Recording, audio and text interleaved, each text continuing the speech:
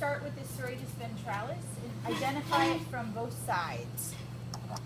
Okay, so here you have the serratus ventralis connecting the scapula to the trunk.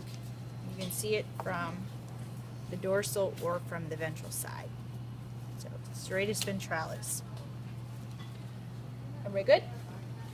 Okay, the scalenes, you have the anterior scalene, you have the scalene medius, and then the scalene posterior.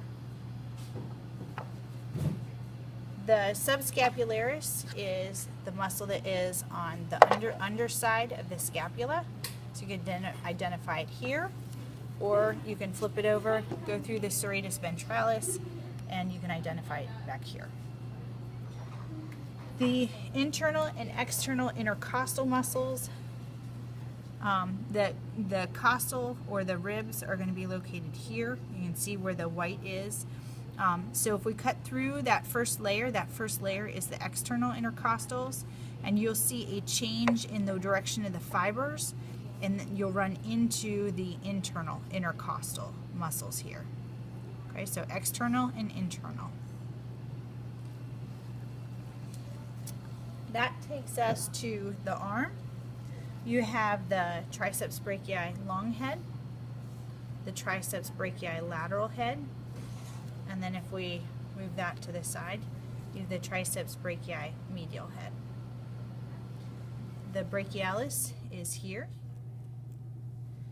The anconeus, if we move the lateral head, you have a triangular muscle right here. That's the anconeus.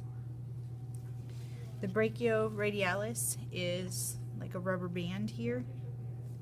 It starts higher than the other forearm muscles and runs down. The extensor muscles then are here. The radius is on this side, the ulna on this side, and so we can name our muscles accordingly.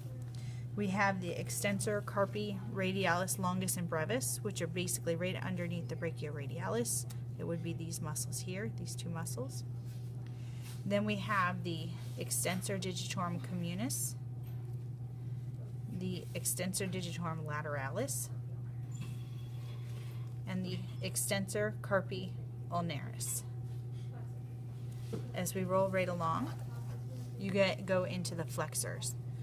So you have the flexor carpi ulnaris. As we flip it over, the main one is the palmaris longus, and underneath that you can see the flexor digitorum profundus on either side here. The flexor carpi radialis is located here on the radial side, and then the triangular shaped pronator teres is this muscle here that's triangular in shape. That runs us back to our extensor muscles. The epitrochlearis is only found in the cat. It's a broad sheath that's fairly thin. It runs along the long head of the triceps, and then the biceps brachii, which is the biceps muscle if he's doing a little flexion.